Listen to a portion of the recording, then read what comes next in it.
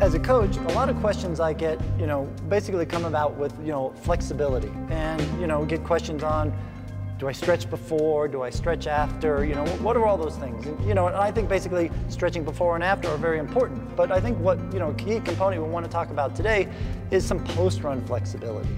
And I think post-run flexibility is hugely important for distance runners, because when we're out there running and logging the miles, these muscles get short. Typically as a distance runner, calves get tight, quads get tight, hips get tight. Particularly with women, let's say, hips are a big one that come into play. And I know, you and I have dealt with that, and a lot of the women on the team.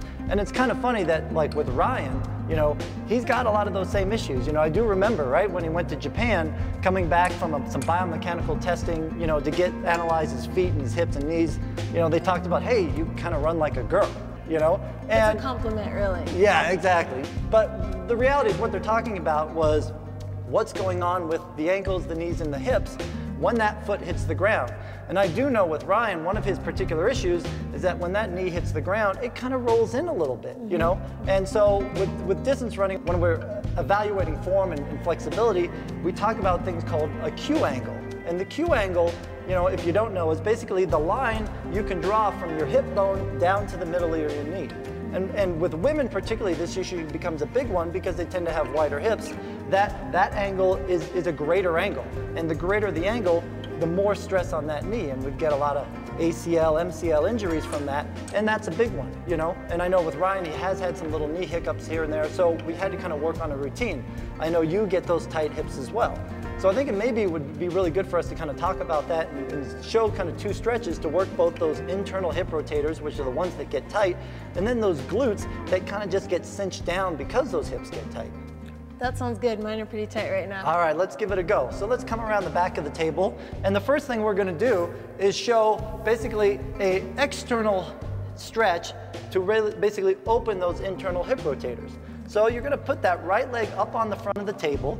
Now, good form would have it that we try to keep this right knee in line with this shoulder. So looking pretty solid. Maybe you got to go over a little bit. Great. The back leg is going to stay in line with the table. And then what we're going to do is kind of first of all just analyze, hey, how high is that off the table? Because ideally, we'd like to get it a little bit lower. But if we're tight up here in that TFL area, that's going to get tight. So let's see what the other leg looks like.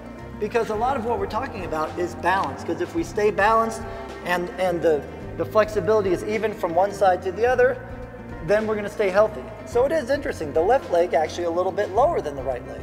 So good stretches for this, just to kind of retain that balance, is basically we can do it kind of either active, with an assistance, or just by yourself.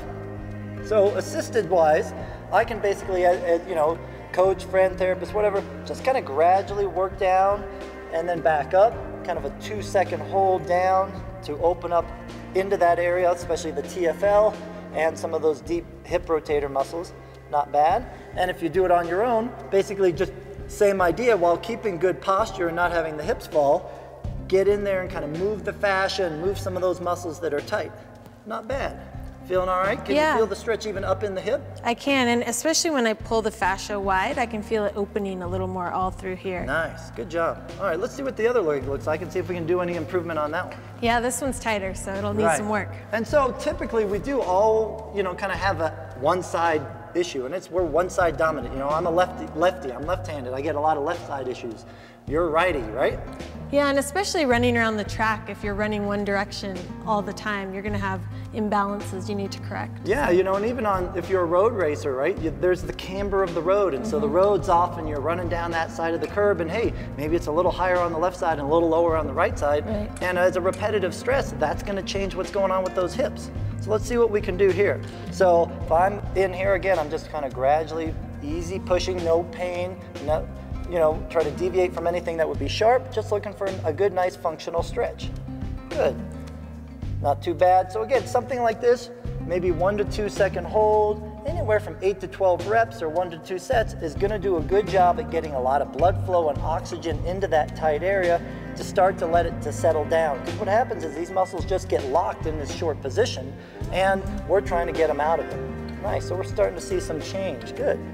Excellent. Let's see what it's like on your own. I know you like to do that fascial stretching, which is really good at just getting all that connective tissue that wraps around these muscles to really start to like just detonify and let go a little bit. So again, you're not gonna, do the world of change in one session, but I think it's a great thing to do after every run to start to see some improvement. So that's a really good one at helping get those hip rotators.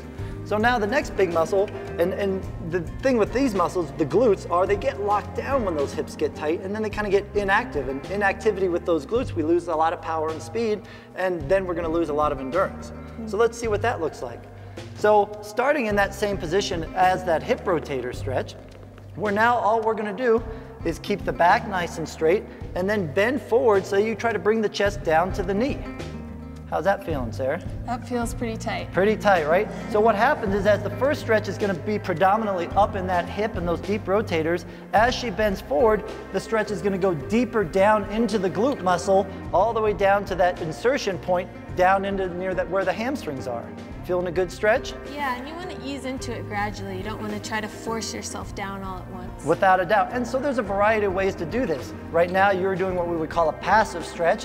Really good to do post-run just to kind of chill everything out. If you're trying to do it pre, you would do it a little more active.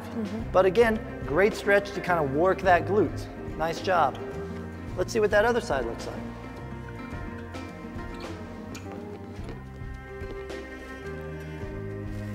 Good. So again, back staying straight, torso nice and strong, and you're just kind of dropping in and rotating through those hips to kind of take that anterior rotation of the hips that goes on with distance running.